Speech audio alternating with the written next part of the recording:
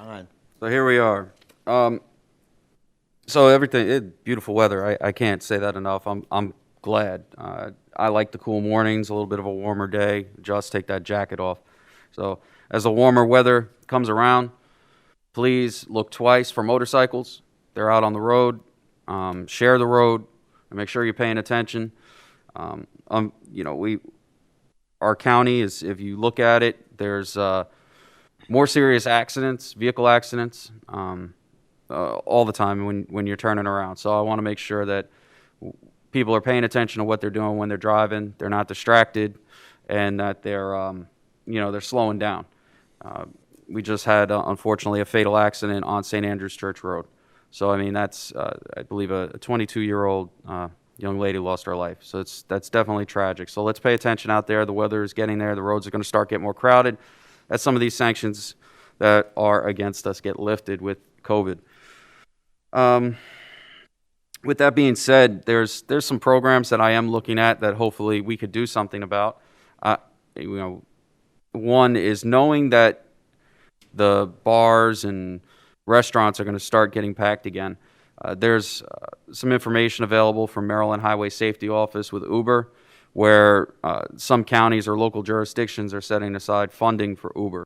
Whereas if somebody is at the bar and the bartender realizes that this person is intoxicated, that they should not be operating a vehicle. While they should not serve to the level of that intoxication, it happens. They have the option to go ahead and order an Uber for that person. And if that person doesn't have an Uber account or whatever it may be, it's a safe ride home.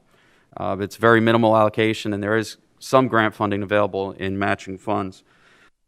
So that's really, really positive news and something that's in a few other jurisdictions. Watch from the RSA, the Rescue Squad Association. I did bring to the county administrator about your narcotics lockboxes in your ambulances. I know that as we focus on the big picture, sometimes the little things can get lost.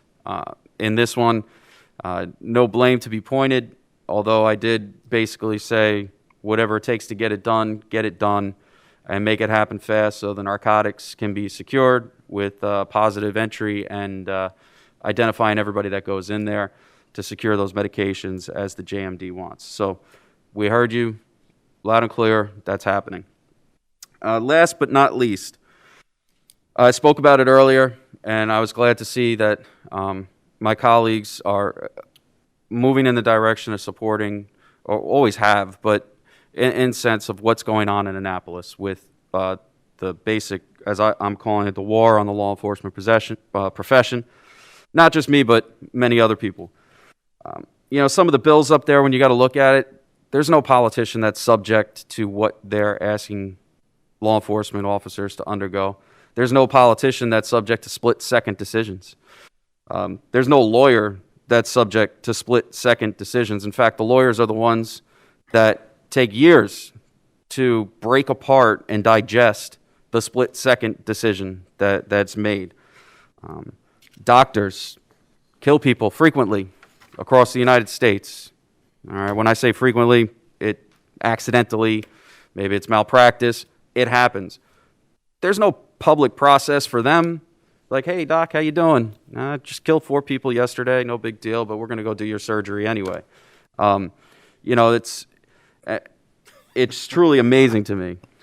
There's no, emergency medical services. There's no public process for them for things, and they're making split-second decisions as well. Again, thank you to the senators and those delegates that have some common sense and are looking at this from a practical standpoint.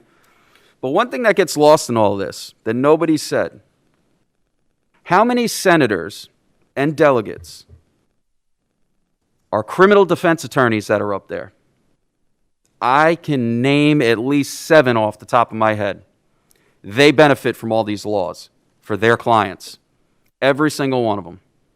So people need to look at the conflict that exists with these lawyers that are delegates and senators that are voting on bills that directly affect their firms for financial gain. That is crucial, because if I'm a criminal defense attorney and I'm in Annapolis, I'm drooling over some of these bills. I really am. So I think people should take a look at that. Anyway, support them. They're there. They're supporting you. And I know that's a serious note, but things are getting heated up there. So thank you.